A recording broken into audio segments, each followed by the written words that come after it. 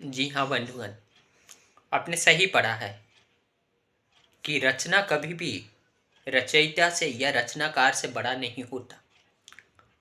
रचनाकार है इसीलिए रचना है। रचयिता के बिना रचना कहाँ। कवि है इसलिए कविता है। लेखक है इसलिए लेखन है। साइंस में अब आगे बढ़ते जा रहे हैं, इसके पीछे साइंटिस्ट है और साइंस का ज्ञान भी अवश्य है। यानी कहने का तात्पर्य यह है कि कोई भी मनुष्य अपना जो रचना बनाया है, अपना जो विश्वास पाले रखा है, जो बाध्यता पाले रखा है, अगर वो गलत निकल गया, वो टूटी युग निकल गया, सही राह पर नहीं है, तो उसको तुरंत ही बदल देना चाहिए। और वो बदल सकता है, ऐसा नहीं है कि वो बदल नहीं सकता। ये इसलिए है क्योंकि ना आप इसे बनाए रखे हैं।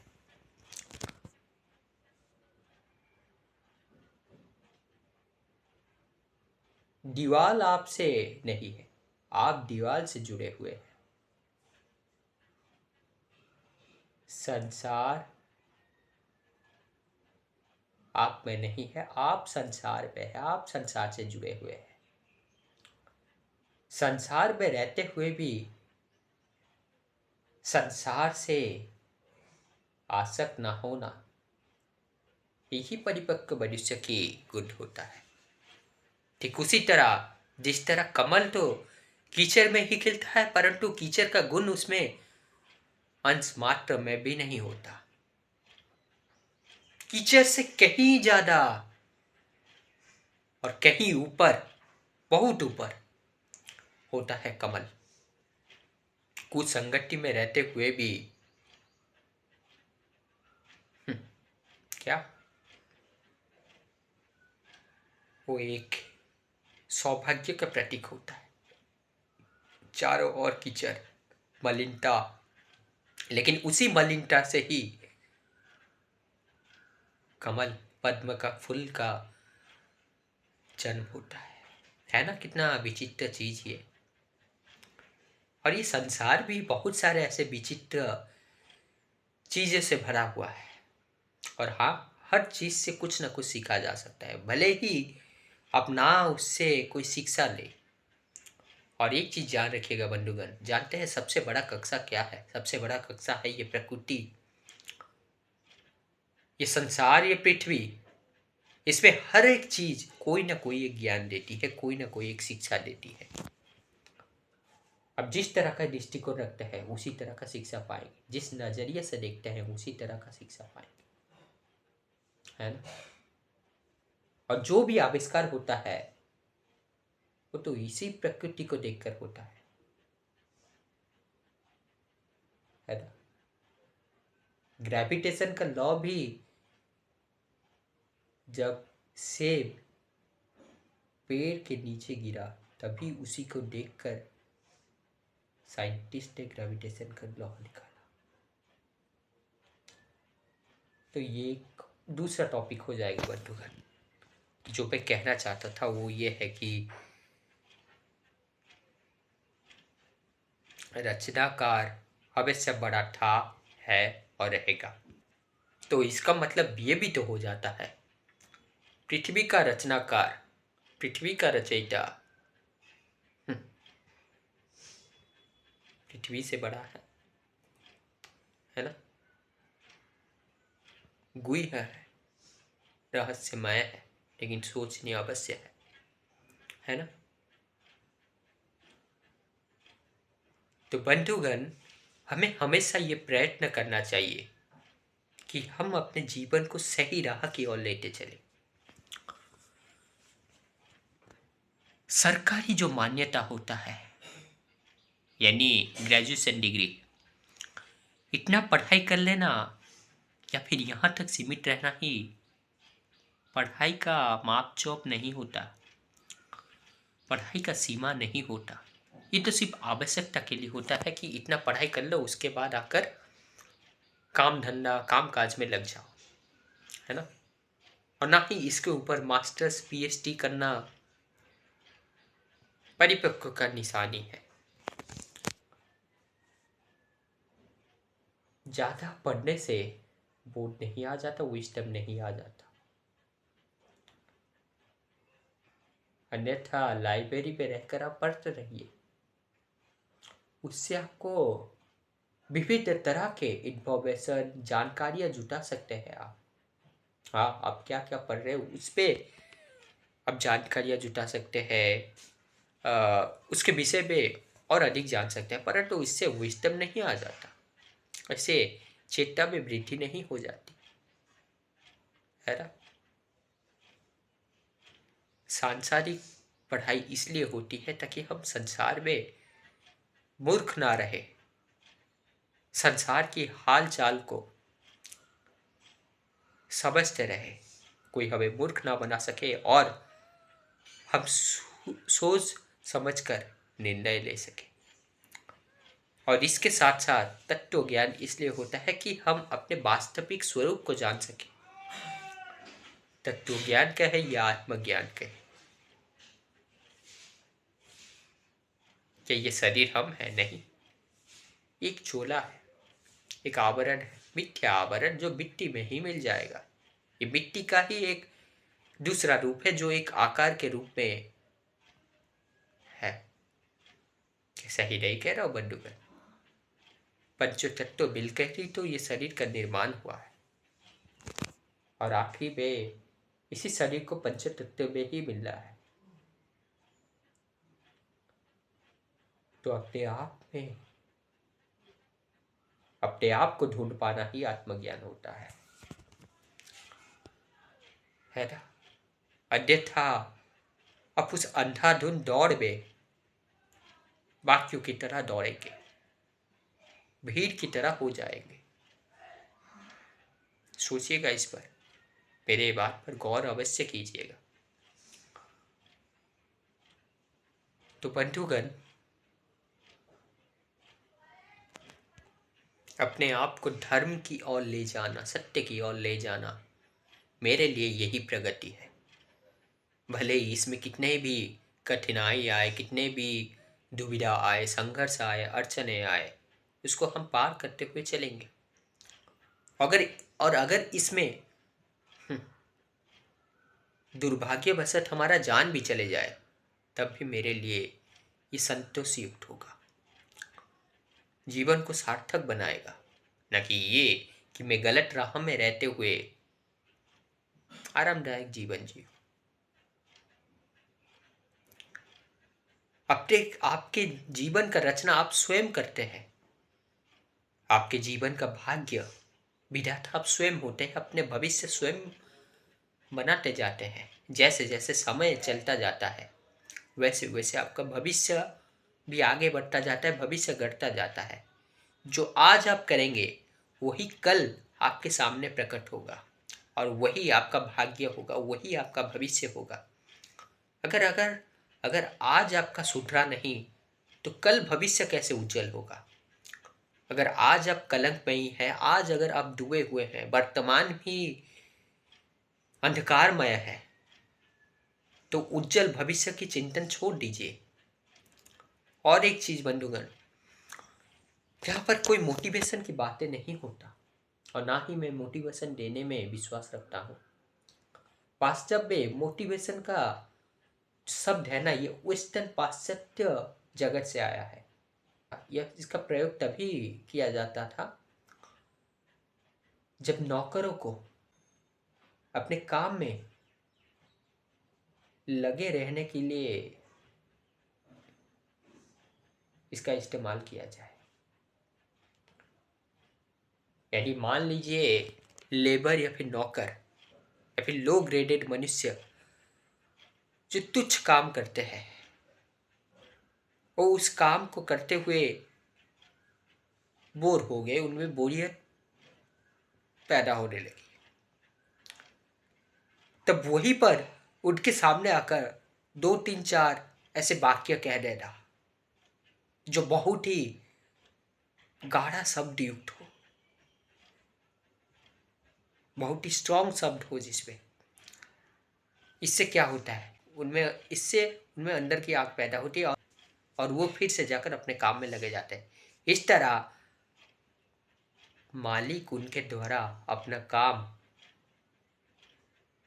सिद्ध कर लेता है, अपना स्वार्थ हासिल कर लेता है। हाँ, बोध की बातें, ज्ञान की बातें कभी कभी मोटिवेशन की तरह कार्य कर सकता है, और कुछ इसमें इस तरह के शब्द, इस तरह के चीजें हो सकती है, परंतु यहाँ पर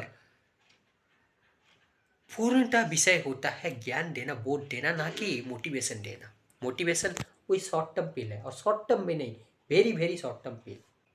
जब तक आप में दृढ़ संकट नहीं होगा तो बाहरी चीज कुछ भी काम नहीं देगा। एक ऊंचा उद्देश्य नहीं होगा, आप वैसे ही काम करते रहेंगे, थोड़ी देर बैठ जाएंगे, मन नहीं लगेगा। जब भी लक्ष्य होता है, आप उसके लिए पूरी तरह कार्य करते जाते हैं, और बड़ा लक्ष्य होना चाहिए, भौतिक लक्ष्य नहीं। मुझे चाहिए थोड़ा सा पानी, और ज़्यादा से ज़्यादा मान लीजिए 1 गिलास का पानी। 1 गिलास की जगह अगर मेरे पास 5 गिलास भी आ जाए तो बहुत होगा, लेकिन उसी के जगह अगर मेरे पास समुद्र भर पानी होगा तो मैं बहुत सारे लोगों का हक मार रहा हूँ, बहुत सारे लोगों का, और एक ही जगह पानी एकत्रित हो गया। तीसरा, उसका संरक्षण भी मेरा बहुत सारा ऊर्जा ले लेगा, मेरा बहुत सारा समय ले लेगा, और बेकार का टेंशन, बेकार का बोझ मेरे ऊपर चलता रहेगा। इसीलिए तो कहते हैं हमेशा संभाव रखना चाहिए, और अति कभी भी नहीं करना चाहिए। अति से इति होने में थोड़ी ही देर की समय लगती है, इसीलिए अति सर्वत्र वर्ज्यते। जितना चाहिए उतना अवश्य लेंगे, उतना हमारा अधिकार है। हाँ, उससे थोड़ा अधिक रखेंगे इमरजेंसी पर्पस से और अपने सुविधाएं। आशा करता हूँ समझ पा रहे होंगे बंधुगण। तो आपका रचना भी उसी तरह का होगा जिस तरह का आपका ज्ञान होगा, आपका बोध होगा, आपका अनुभव होगा, आपका संगति होगा। क्योंकि ना, जैसा संगति होता है वैसा ही हमारा मति होता है, और उसी मस्ती के अनुसार उसी तरह का हमारा जीवन गति होता है। गलत संगति, गलत मति, और गलत मति से गलत गति, और जीवन की बर्बादी। कैसा ही नहीं कह रहा हूं बंधु।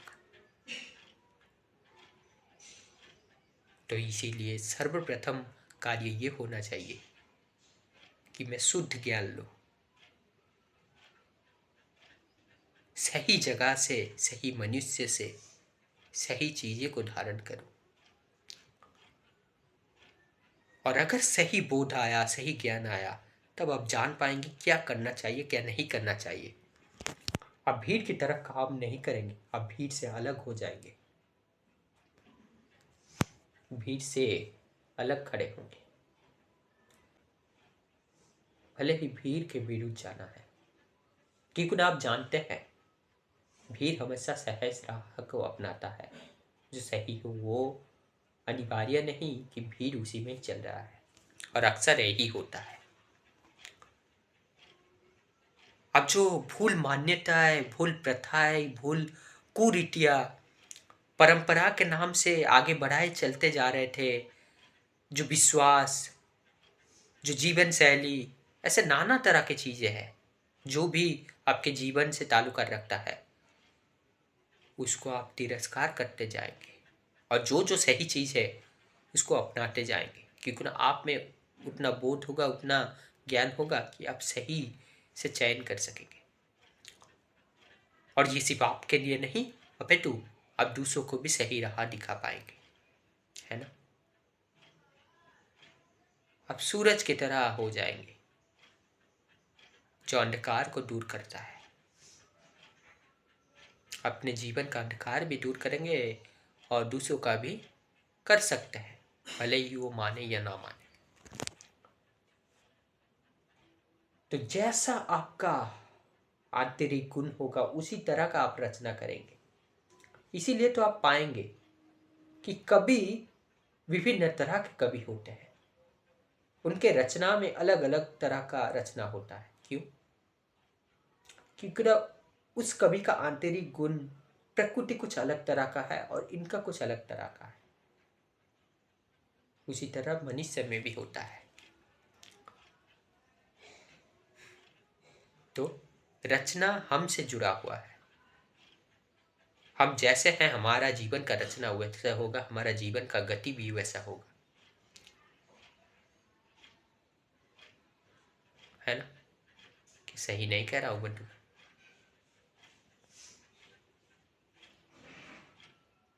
सोचिएगा इस पर। जितने भी महापुरुष हुए हैं वो आज तक स्मरण किए जाते हैं। क्यों? अगर आप उनका जीवन देखेंगे तो आप पाएंगे वो महान लक्ष्य लेते हुए आगे बढ़े थे। इसके लिए उन्हें बहुत सारे कठिनाई, अड़चने, बाधाओं को झेलना पड़ा, और इनसे वो घबराए नहीं। और ये महापुरुष हमेशा देश के लिए जीते थे, राष्ट्र के लिए जीते थे, और इन्हीं के लिए अपने कुर्बानी दी, अपने बलिदान दिया। क्योंकि राष्ट्र सर्वोपरि है, देश सर्वोपरि है। सबसे नीच होता है व्यक्तिगत स्वार्थ या फिर व्यक्तिगत इच्छा, है ना? चाहे भगत सिंह को उठा लीजिए, महात्मा गांधी को उठा लीजिए, नेताजी को उठा लीजिए, किसी को भी उठा लीजिए। और क्या दूसरी तरह से हम ये नहीं कह सकते उन्होंने अपने जीवन का रचना इसलिए ऐसा किया क्योंकि ना उनका आंतरिक गुण भीड़ से अलग था, वो विशेष थी, है ना? एक चीज को आप बहुत तरह से देख सकते हैं और बहुत तरह के शब्द से आप उसको विवरण दे सकते हैं, लेकिन होता वही एक है ना? ऐसे बहुत सारे चीजें हैं बंधुगण, बहुत कुछ कहा जा सकता है, लेकिन आशा करता हूँ जो मैं कहना चाहता था वो आपको समझ में आया है कि रचना से बड़ा रचनाकार होता है, और जैसा रचनाकार का आंतरिक गुण होगा उसी तरह का रचना होगा। इसीलिए रचनाकार बदलने से रचना बदल जाता है। अर्थात मनुष्य का बोध बदलने से, या फिर कहिए मनुष्य बदलने से मनुष्य का प्रकृति बदल जाता है, उसका बोध बदल जाता है, उसका चेतना का स्तर बदल जाता है। और जैसा चेतना का स्तर होता है, जैसा सबकॉन्शियस माइंड होता है, जैसा बोध वो धारण करते हुए चलता है, उसी तरह का वो जीवन में चीज़ों को अपनाता जाता है और उसी तरह का वो चीज़ों को नकारता जाता है। उच्च चेतना का मनुष्य हमेशा वो करेगा जो भीड़ को भाता नहीं, परंतु इसका मतलब ये नहीं कि भीड़ जो कह रहा है वो सही है। क्योंकि ना हमेशा अपठित को झांकिए, जो भी महापुरुष हुए हैं उसका पहले, सबसे पहले तिरस्कार करने वाला समाज ही था। विभिन्न तरह के बाधाएं लाए, क्योंकि ना उनके दिमाग में ये चीज नहीं बसता, है ना? तो बंधुगण, अपने आप को बदलिए, सही कह लीजिए, सही बोल लीजिए, मोक्ष का राह अपनाइए।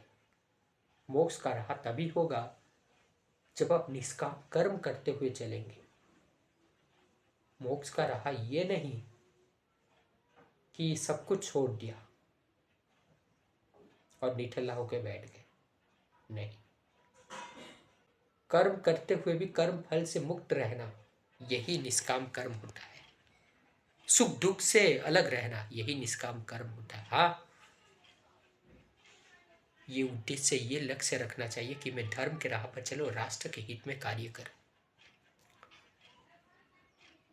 ये राष्ट्र के हित में करना है, ये अभी चाहिए। इसमें मैं कोई देरी नहीं लगाऊंगा, अवश्य करूंगा, चाहे इसमें मेरा जीवन ही जुट जाए, जीवन ही चला जाए, इसमें मुझे मृत्यु प्राप्त हो, तब भी मैं ये करूंगा। सुख मिले या दुख मिले कुछ फर्क नहीं पड़ता। और मानिए दोस्तों, इससे जीवन को सार्थकता प्राप्त होती है तथा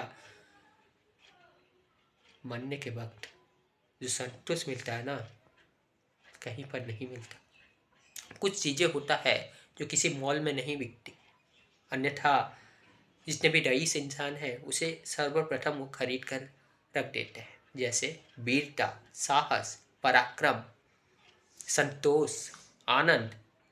सुख का विपरीत दुख है या दुख का विपरीत सुख है, लेकिन आनंद का कोई विपरीत नहीं होता। आनंद एक स्थिति होती है।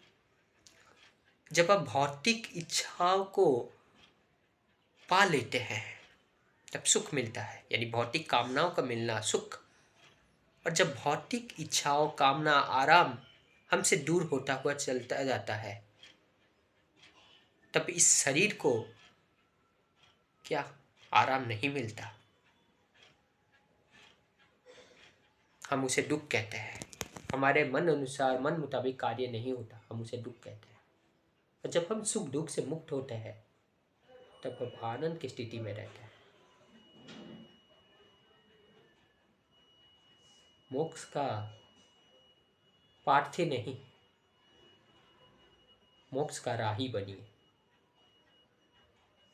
तभी जाकर एक सार्थक जीवन मिलेगा। आशा करता हूँ बंधुगण, जो मैं कहना चाहता था वो आपको समझ में आया होगा। फिर मिलेंगे, तब तक आनंद से अपने जीवन को सही राह की ओर लेते चलिए। थोड़ा प्रतीक्षा रखिए, मैं आऊँगा।